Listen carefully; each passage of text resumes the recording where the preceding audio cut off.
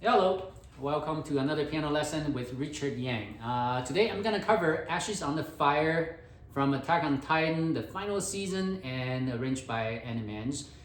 This is from his Etude series, which means that it's probably might feel a little difficult than other pieces because an etude is a study on a certain technique, right? So, but worry not, I'll walk you through this, and hopefully it's not that bad. Okay. So in the beginning, number one, when you first see this music, the tempo is marked as 68, and that's the dotted quarter note.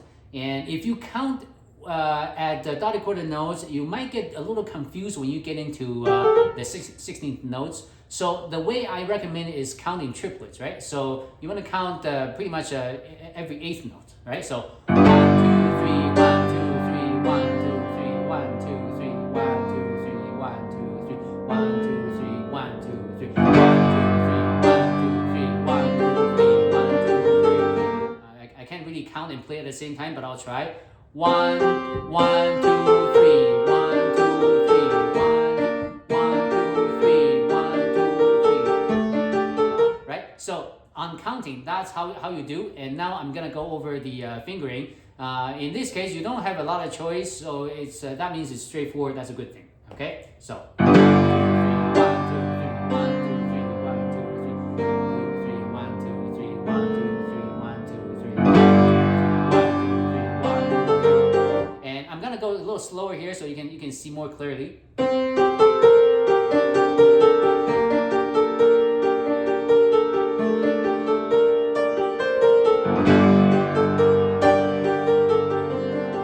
Hold the pedal.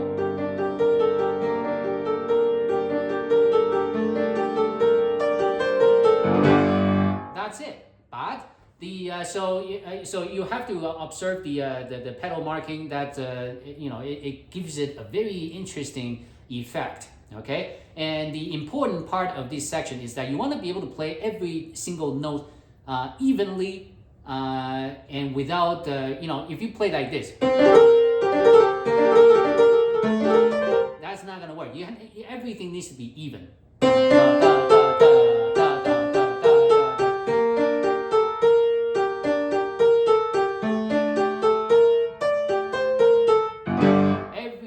That clear. Section A.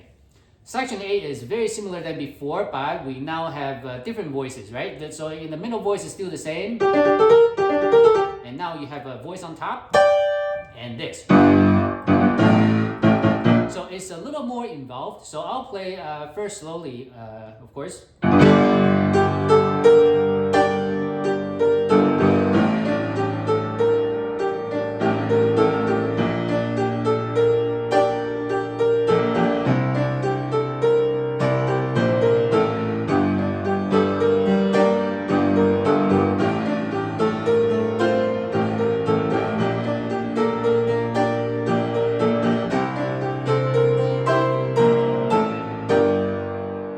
So that is on the fingering, and now on the other things to note. Obviously, like before, you need to play on every single note, make that clear. And what you want to figure out, especially, is how to match up with your left hand with the right hand. For example,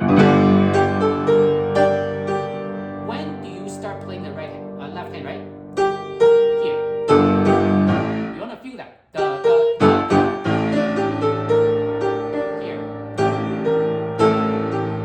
So you want to know which beat on the right hand do you match up with the left hand. So that is something that you need to get used to, because you can start very, very slow and build out of speed. And this is not a difficult section, so it shouldn't take too long.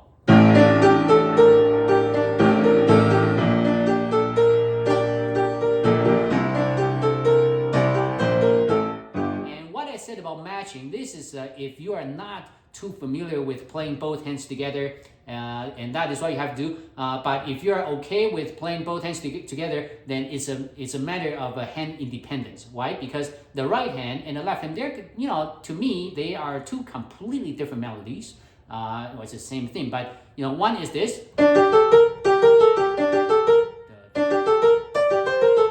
right, versus this. They're completely different. So in theory, the goal is for you to play your right hand completely independently from the left hand while mashing them up. So if you can feel the music, that will be even better. So just note that this crescendo mark over there. So this is especially important. For example, 1,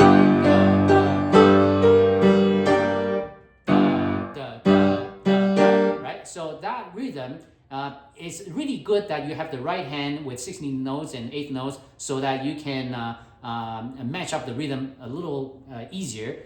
Because if you only need to do the strange rhythm on one hand without any supporting percussion kind of rhythm on the other hand, it's difficult. So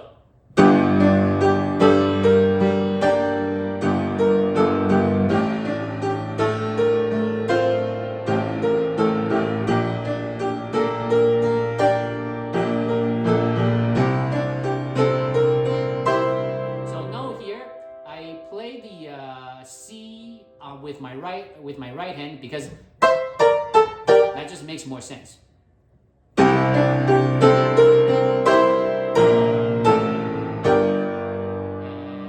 section B. So section B, hold the pedal all the way through until right before section C.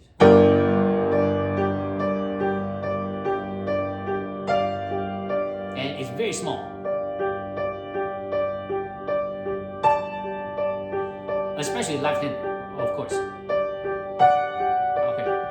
I'll just play it through the. Okay, now starting here, crescendo little by little.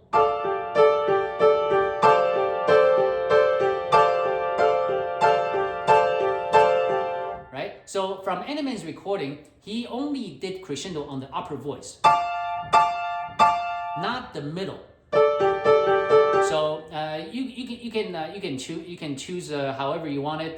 They sound different, and just pick the way you like it. And the fingering I share a lot between right hand and left hand.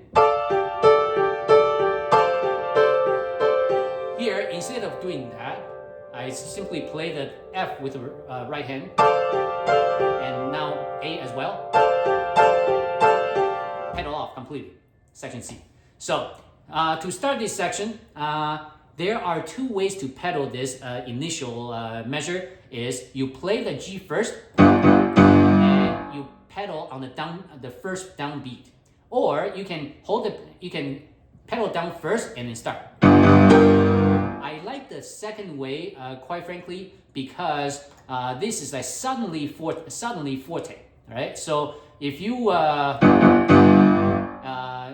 do the pedal on the downbeat, there are times when you can miss it, right? And it will not sound nice. So if you keep the pedal down first, that will work.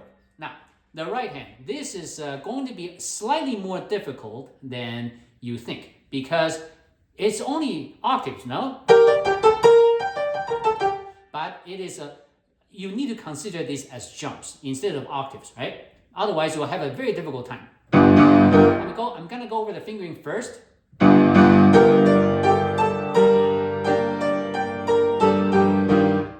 One more time.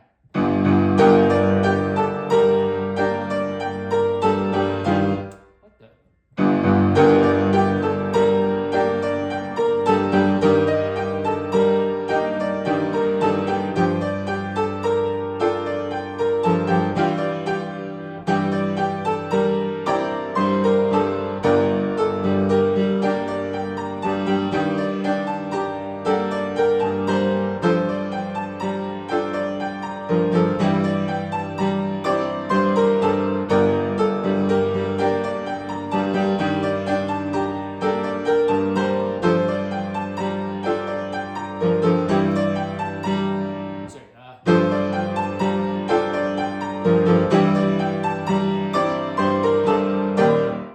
So that is on fingering. Now, fingering aside, you are gonna find this very difficult at full speed because your right hand, something just doesn't work, and the reason is you probably try to play this.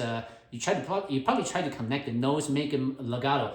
That is not how you do it. You want to treat every note as detached as you can, but while holding the pedal down. Because when you attempt to connect them, the notes, everything will be messed up, right? So watch the hand motion, right? First of all, give it a downward motion, press it in, up, and after that, it's all stuck up. Play them as if they're detached. This, even this, you can play them detached.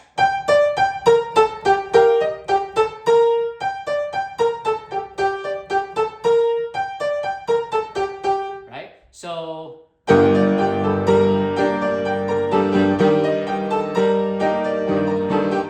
now on this measure, obviously I have to omit that A there because it is just almost impossible. So I only play this. So I think that's and don't roll it because if you roll this, you're gonna destroy the piece. So just play that. That's probably fine. All right.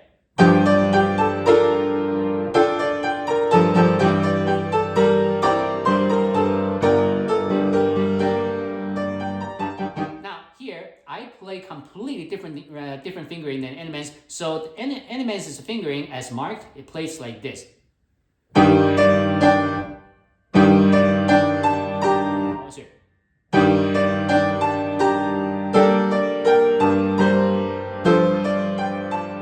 Right. So the way the music is written is like this. And the way I play it is to me it's easier.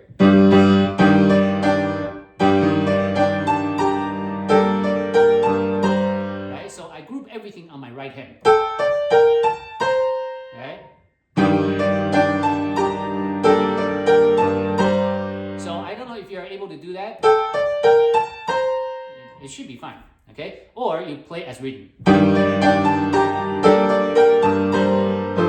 Both will work.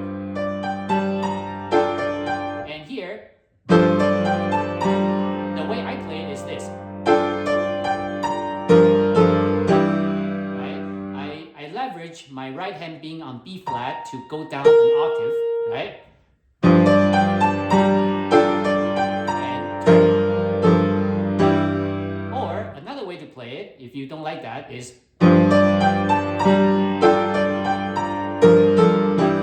but this way you have to jump over.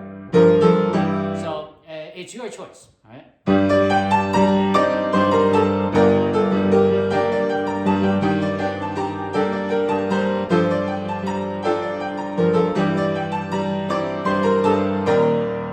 Now, section D. Very similar.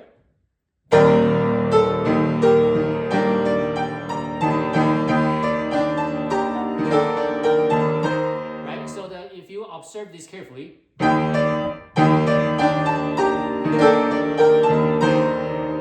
Hopefully you can do that because the way that the music is written in this case, I don't think I can do that, right? Because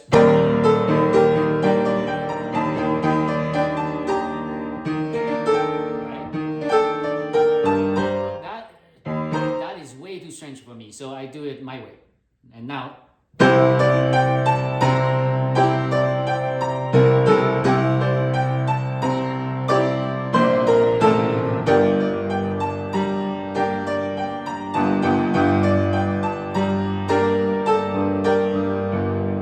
hopefully that makes sense. Section E. So again, my fingering is very different than Animenz. I think it's more straightforward.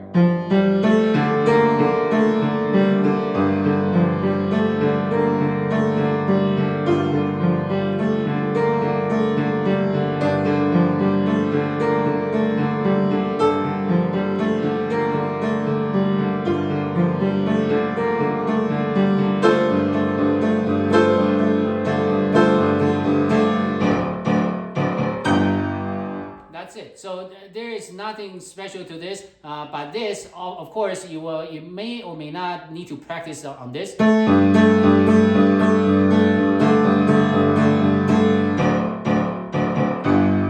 Right? This might be difficult.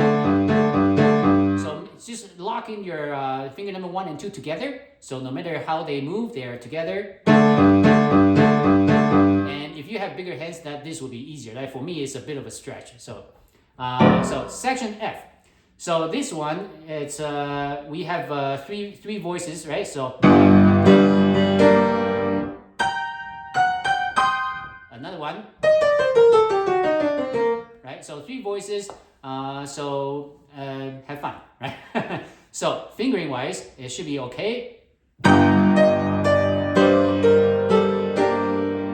See, observe. I'm playing the two notes here, then left hand takes over. Okay, so one more time.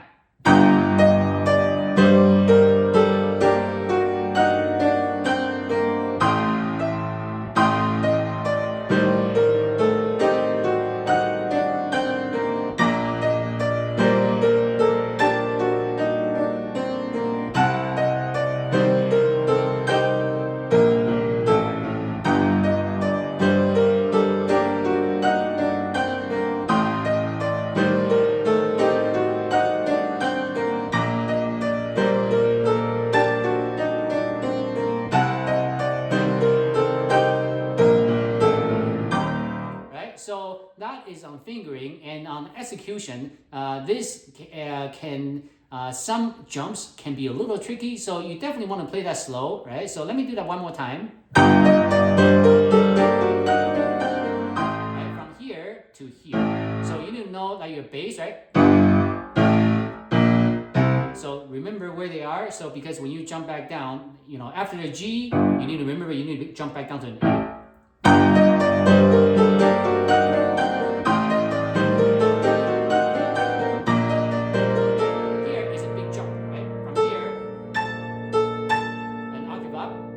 One more time.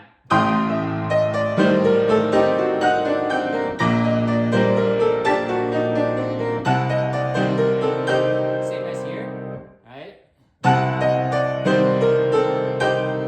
These are big jumps, right? So if you just practice that, that should be good. I know this section is there's not really a lot to talk about because it's all about you practicing slowly, note by note, until you get it, right? Because the scale is all the same every time, and the left hand,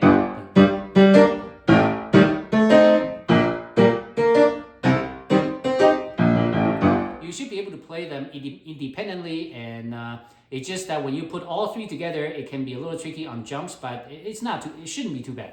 Section G. Section G, it's actually fairly satisfying to play, so I'll do that slowly.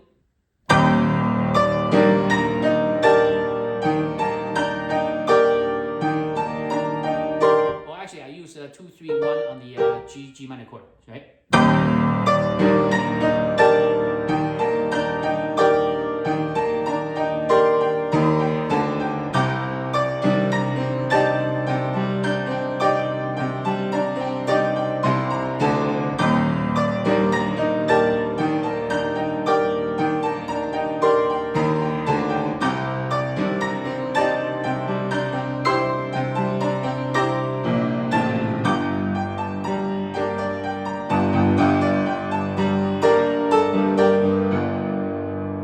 So that is on fingering, and now this section, it does have some kind of a pattern, so try to feel it, right?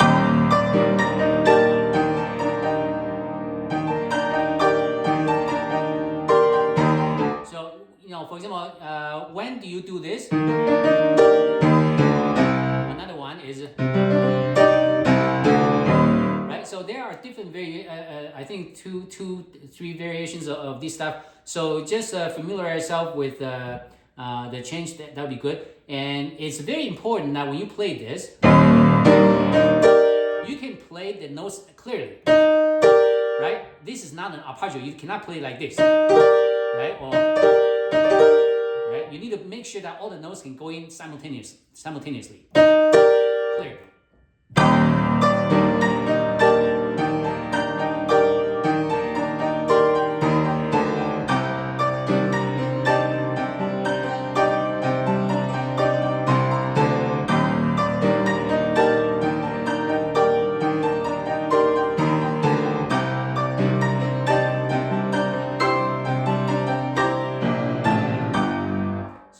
That is how you play this section. I know there's not much to talk about because these are just notes, right? However, section H is now different. I believe that to many, especially intermediate and below pianists, this will definitely be a wall for you because how do you play this, right? So there are quite a few ways to practice this, and the most obvious way is to note by one beat at a time.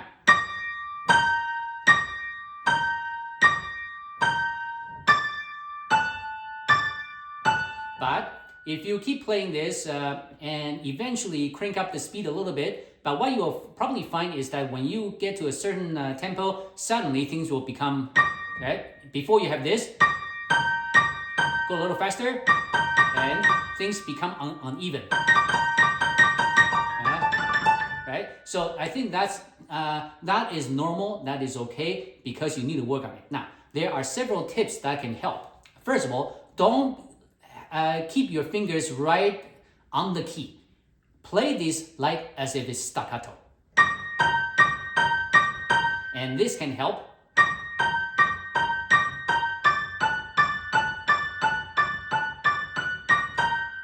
Because if you can play this well first, when you transition to get your fingers closer without playing this like staccato, it will make more sense. But in the beginning, you need to play this as if it's staccato, so that you can feel what it's like to play these two fingers together and these two fingers together, right? You need to treat them separately. So the way I think is pretty straightforward, because I am thinking horizontally, meaning that I'm looking at this chord from here to this. I'm not thinking the two different voices. I'm not thinking this, and if you try to think two voices at the same time playing this, that's way too complicated, right? So treat this as if it's staccato, and just know that this is not easy, okay? It's going to take some time for you to get used to this.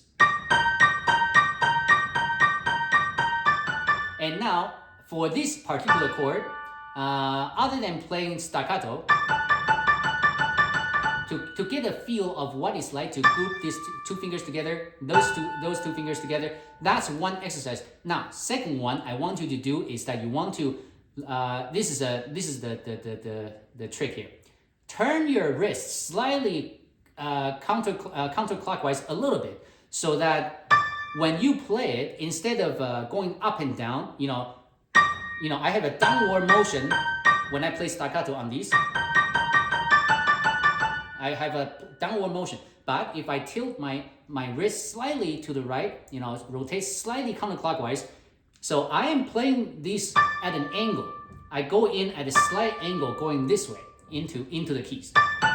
And for some reason, this should make playing this chord a little easier. I think it's because when you do this, it kind of compensates for the difference between black and white keys, because the black keys stick out. It's a different distance. So if you tilt your hand slightly toward the right, it kind of compensates for that. So it makes it a little easier. So for this section, the first line, this one is just pedal down always.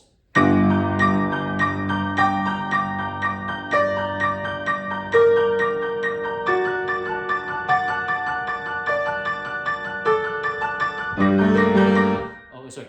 So the left hand. Oh.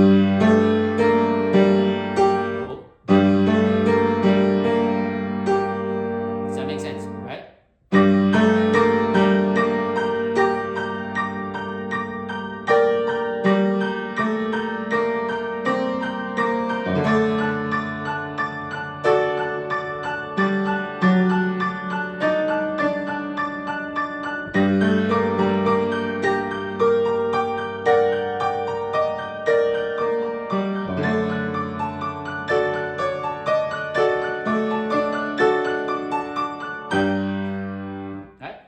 So that is so this shows you the mechanism on how to play this. But just note that, of course, this section, the right hand is pianissimo, so keep it small. But for the purpose of practicing, don't be afraid to go forte, because when you go forte, it just makes the whatever you're playing more controllable, right? So it is perfectly fine if you play this like double forte, if you will.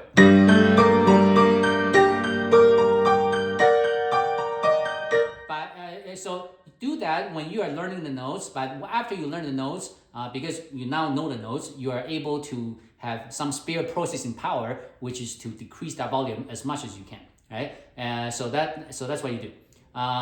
So this part, I'm pretty sure this is gonna be a wall for many of you. So keep working on it. Like I can tell you that for me, I think I was not able to play this like naturally. I had to work on it as well. So just to give you some context, right? It's not like I look at this, I know what I need to do, but when I first play it, it doesn't come out clean either. So very weird. But yeah, so it came out a little weird. So it took me some time, at least a few days to get familiar with that motion. And so again, to summarize, if you play this staccato, it will make it a little easier to improve. And then on this particular chord, lean your hands, rotate your wrist, move your wrist slightly to the right. So there's a counterclockwise rotation, and go into the keys in a tilted direction. And that might help.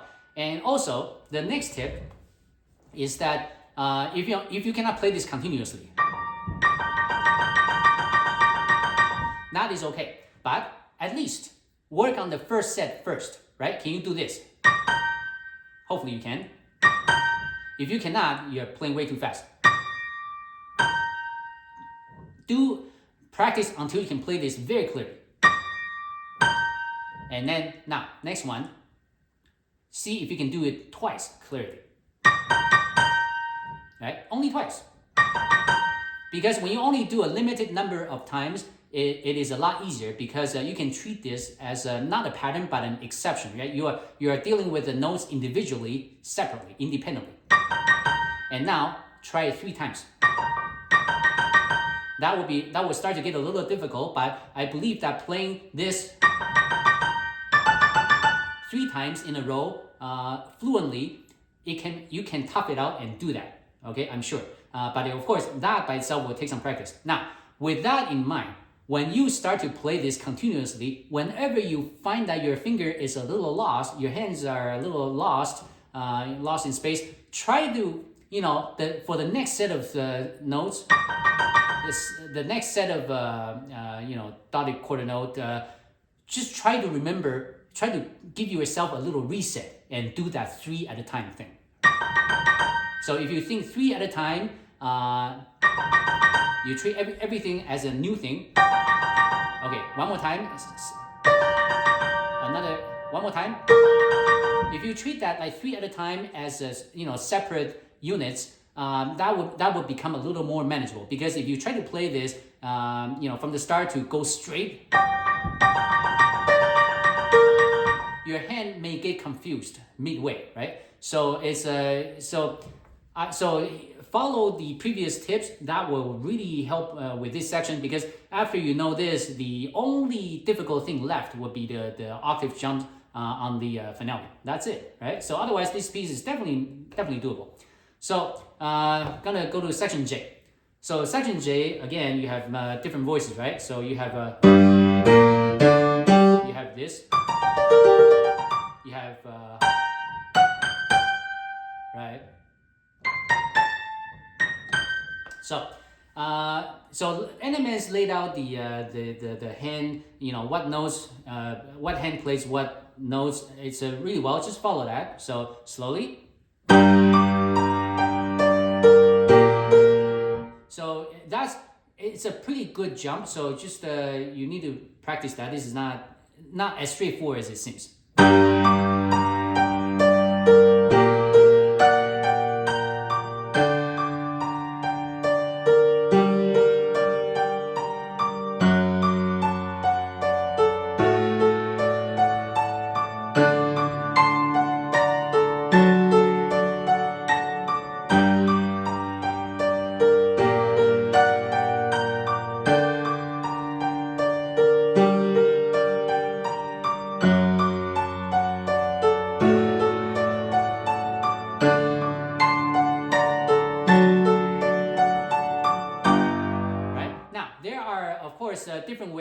to play the F sharp arpeggio. Animenz does this, right? I use this. You start with finger number 3. To me, that is a safer way to play this, because if I were to do this, my finger can get caught between the black keys, right? So I use this instead. Right. So when you get to the section I, first line, last measure.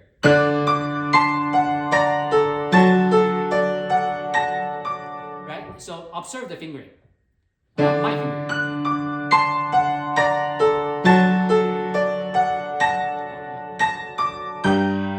So that's the way I played it.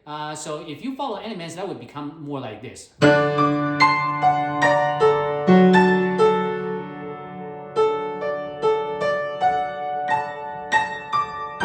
Which I cannot.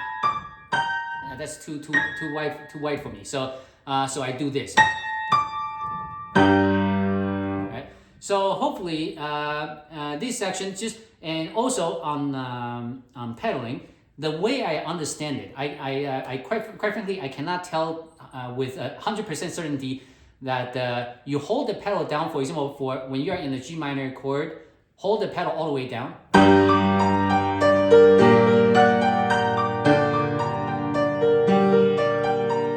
Then change and hold it down.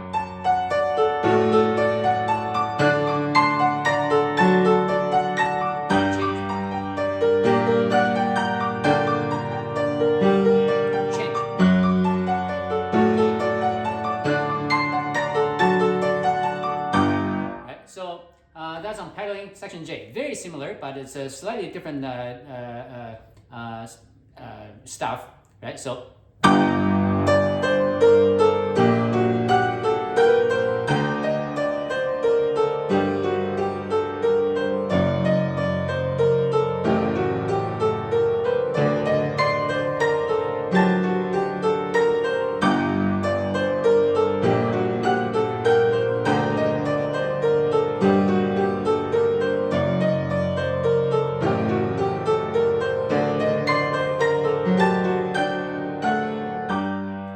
So this is not as, it's a little more difficult than it looks, because we have some like crazy jumps, right? But the tip is, for example, coming down,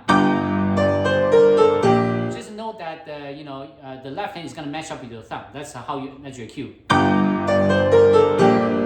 So you're not confused.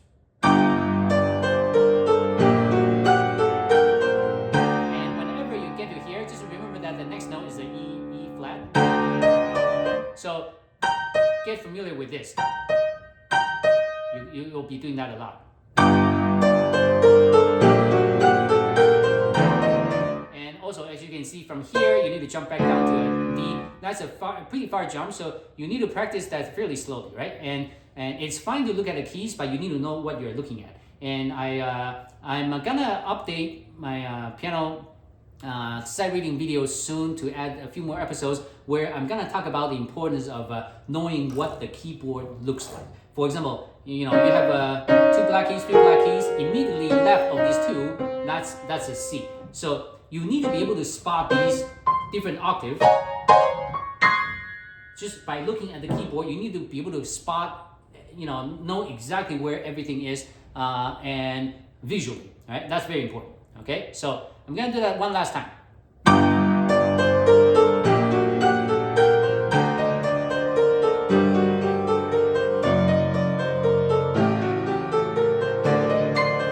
And here, I roll this a little bit because I cannot play this ninth too reliably, so I do this, right? So.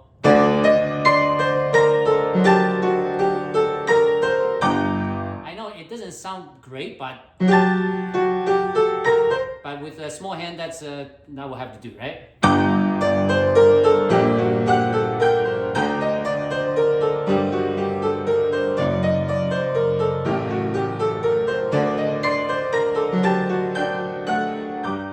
Section K, easy.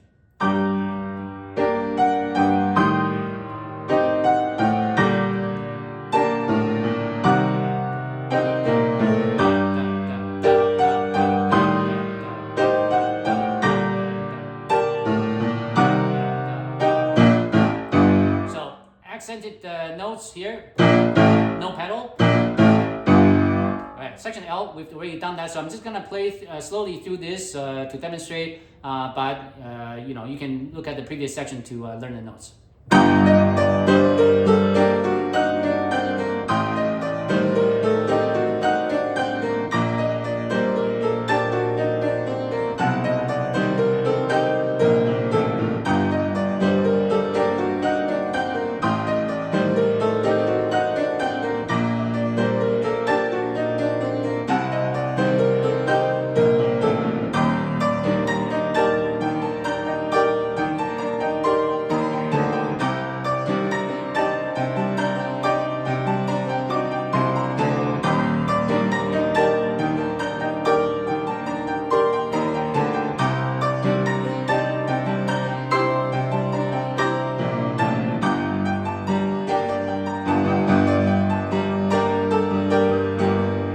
Section N, so section N, pretty straightforward.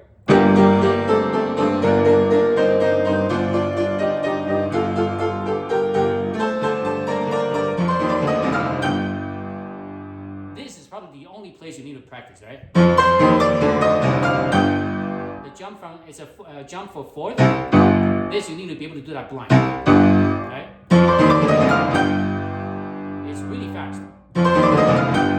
So if you have to aim and look, you're gonna miss that note. So practice the jump on fourth until you don't need to look at it.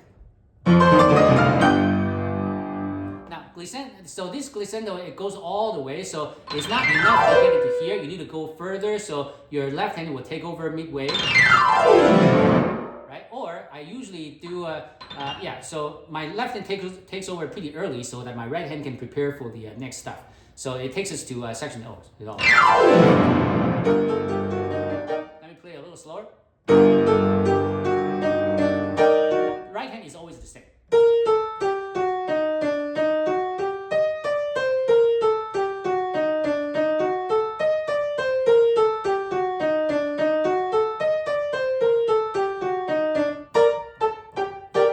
So you want to definitely be able to play this and note and be careful on the timing.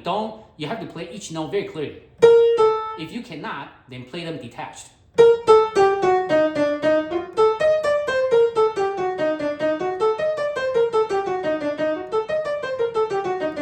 Right? So, and in fact, because you have the pedal down, my recommendation is that don't intend to play this legato.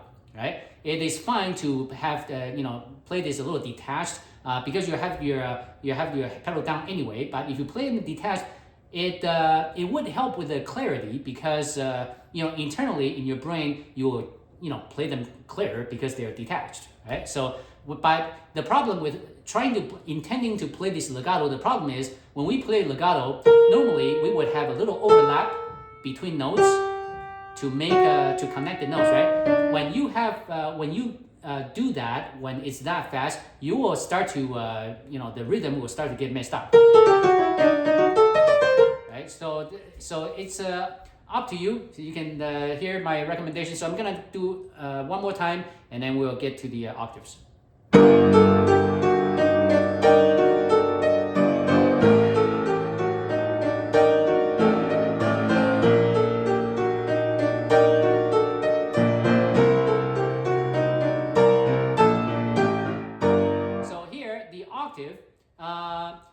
Obviously, a lot of people think that this is the most difficult section, but definitely, I would think it's this. But this, practice slowly, and they're all the same. If you ignore the left hand stuff, you only play the right hand. You should be able to get used to this fairly quickly because it's all the same thing, right?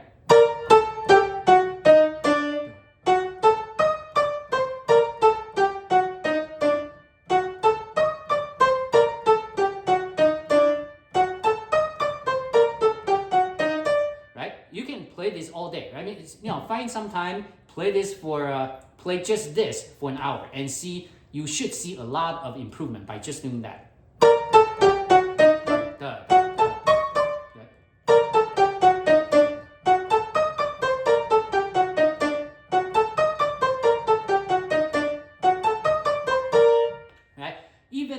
you don't know the scale aspect of this, if you simply tough it out, play the play this note, and eventually you should be able to crank out the speed little by little.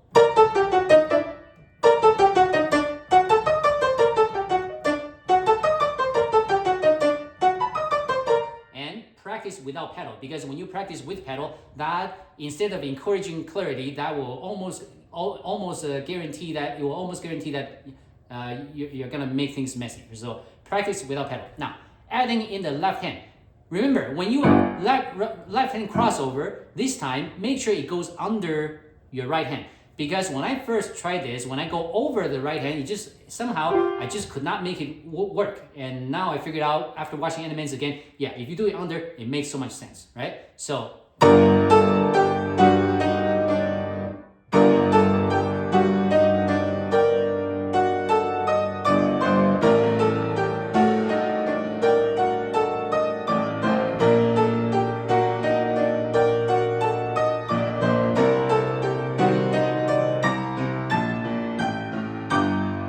So make it go under your right hand, and your right hand almost need to lift a little bit to create room for your left hand, and you can use 4-2-1. That will work. If you do 5-3-1, that can work as well. However, with 5-3-1, it kind of needs a little more space instead of 4-2-1. So I would recommend 4-2-1. So that because you want to have the least interference with your right hand, because your right hand it will be doing busy stuff. So you want to have the fastest fingering for the left hand, is because right after you play this, right hand starts again.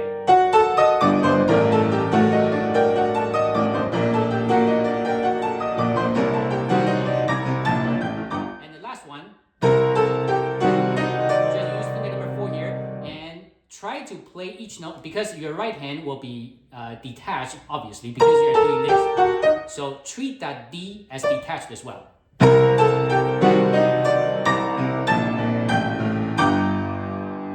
And so that's it. Ashes on the fire. Until next time. Goodbye.